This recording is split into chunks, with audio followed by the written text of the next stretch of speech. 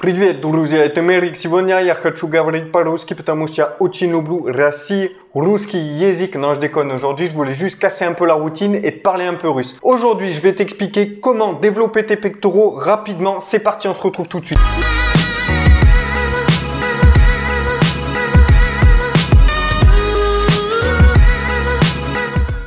Je vois pas mal de personnes qui ont du mal à développer leurs pectoraux en salle de sport. En principe, ils les travaillent de façon régulière, mais n'utilisent pas forcément les bonnes méthodes et les bonnes postures. Il existe une erreur fatale que pas mal de pratiquants, voire même la plupart des pratiquants, font sur les exercices de pectoraux et je vais t'en parler un peu plus loin dans la vidéo. Donc là, je vais te donner 3 exercices indispensables pour développer tes pectoraux rapidement. Pour que tes pectoraux prennent du volume, il faut bien évidemment choisir les bons exercices. Privilégier les exercices qui fonctionnent. Éviter les mouvements farfelus qui marchent très peu. Et en plus, tu risques de te blesser avec des mouvements qui n'existent pas. Le premier exercice, c'est le développé couché. Que ce soit à la barre ou aux haltères, ça reste un très bon exercice. C'est sûrement un des mouvements les plus connus en musculation, mais aussi un des plus efficaces. C'est un mouvement polyarticulaire et il va te permettre de gagner un maximum de volume musculaire. Il permet aussi de recruter beaucoup de fibres. Tu vas bien évidemment solliciter le grand pectoral avec plus ou moins les 3 faisceaux, donc c'est-à-dire claviculaire, sternal et costal. Mais attention, beaucoup de pratiquants ont un mauvais ressenti sur ces exercices-là ou alors ressentent une congestion dans les épaules. Cela peut s'expliquer par le fait que le deltoïde antérieur est sollicité. Donc le deltoïde antérieur, c'est le muscle du devant de l'épaule. Mais s'il y a une absence de sensation dans les pectoraux, il y a un autre problème. Il y a forcément quelque chose que tu ne fais pas correctement. Je vais justement te parler de cette erreur fatale que beaucoup de pratiquants font.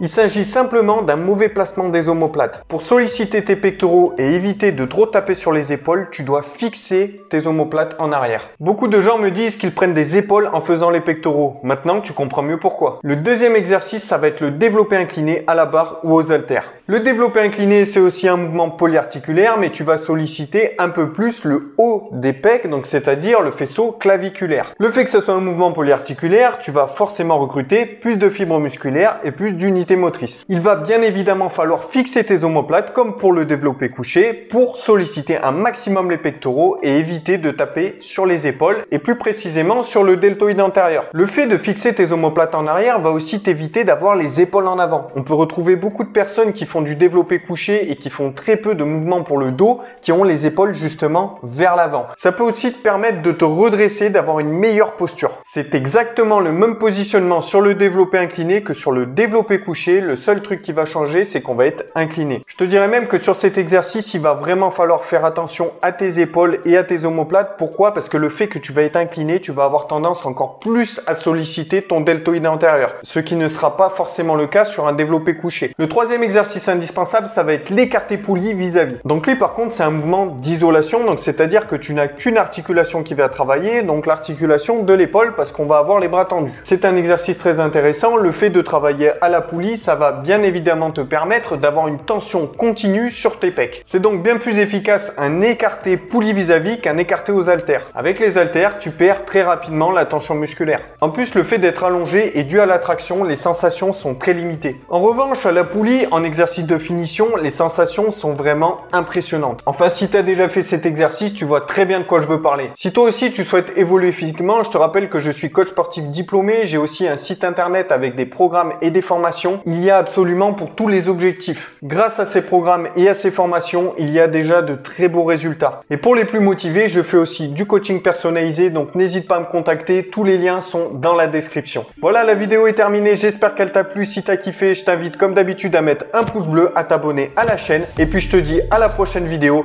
Ciao, das vidania.